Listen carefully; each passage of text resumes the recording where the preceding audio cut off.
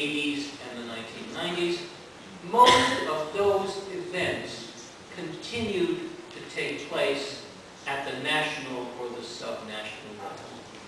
There was a tiny minority, under 5%, for the years 1984 to 1997, that we could reasonably call transnational social movements.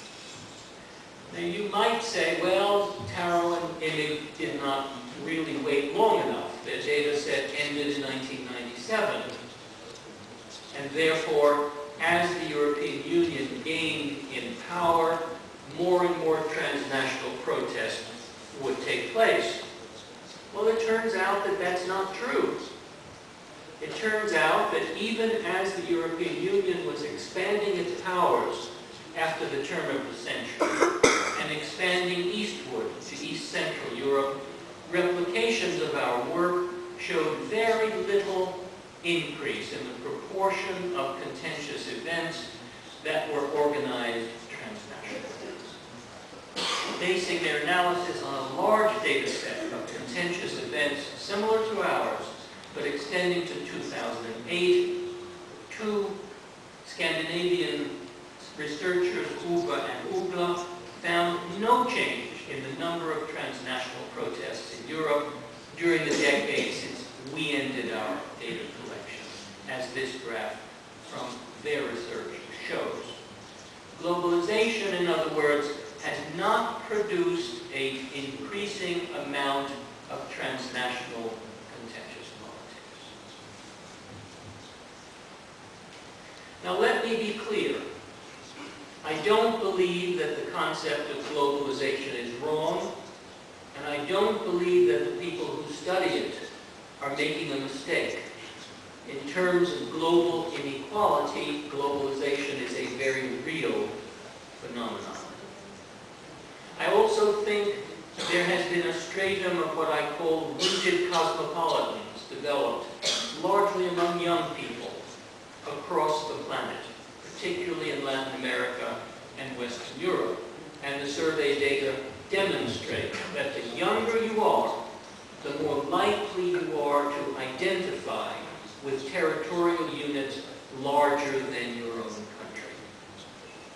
Donatella Della Porta's work on the European Social Forum validates this hypothesis for younger Europeans. I also think that what I call global framing informs an increasing number of national protests and campaigns. People who are protesting nationally, but who are seeing their protest in global terms. And I think that globalization has stimulated a large number of civil society networks, as the work of Margaret Keck and Catherine Sicking and Marisa von Bülow at Brasilia have demonstrated. But most of these networks are at least semi-institutionalized, and many are basically coalitions of NGOs and not contentious social movements. In Latin America and Western Europe, not to mention the United States, which is the most parochial country in the world, contentious politics remains largely structured by national political conflicts and national political opportunities and constraints. But this doesn't mean there have been no changes in the world of contentious politics. Yesterday we learned about many of them in Latin America by my colleague, Breno. I want to talk about two of them, and they are important but contradictory. Contained or conventional movements and warring movements. In his synthesis of citizen politics in 4 European democracies, Russell Dalton found that participation in protest was far more common at the end of the 1990s than at the beginning of the 1970s. In addition, there's been a broadening of the kinds of organizations that engage in contentious politics, but most of these are non-violent and non-disruptive. Finally, new social actors have been increasingly visible in contentious activities since the 1960s. Middle-class Britons protesting against new highways, truck drivers blocking the roads in France, Catholic priests and Protestant ministers demonstrating for peace in the Netherlands, consumers breaking into supermarkets in Argentina, alongside the familiar figures of students, peasants, and workers. Well-educated middle-class groups have become familiar figures in the contentious politics of the last 2 decades. The most striking shift has been in the presence of women in contentious politics. European women have been increasingly found in protest demonstrations. In Spain, Manuel Jiménez Sánchez found an increase in the proportion of women in demonstrations, growing from 35% in 1980 to over 47% in 2008. The trend is not limited to the global north. As you well know, some of the most important protests against military rule in Brazil were mounted by groups of women. These changes have led to what Jiménez Sánchez calls the normalization of protest. But what does normalization mean for social movement scholars? Does it mean the increasing use of nonviolent forms of contention by broader groups of citizens that challenge the institutions of routine politics? Or does it mean that the boundaries of routine politics are expanding? If the former is the case, then we may be seeing the growth of a more transgressive politics vis-a-vis parties, elections, and interest groups.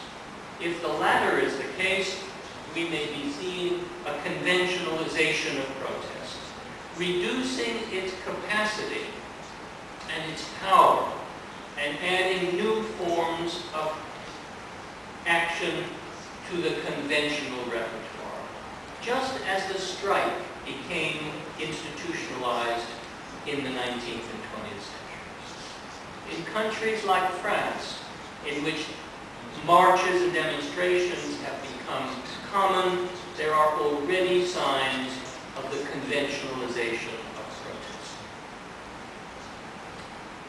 The institutionalization of contention has increased the interaction between movement activists and political parties.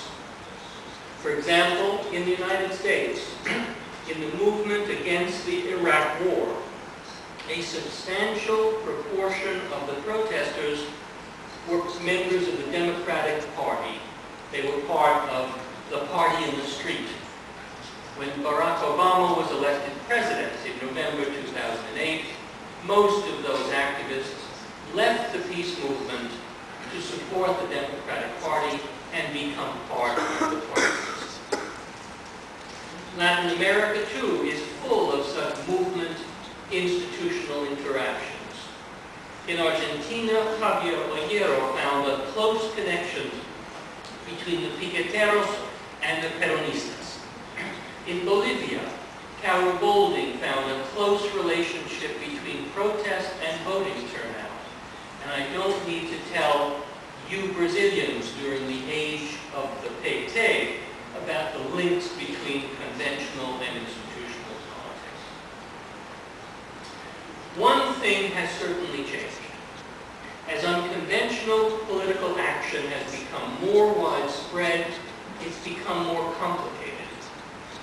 This is not only because of the presence of a larger number of sophisticated movement organizations, but because the technical threshold for participation has risen.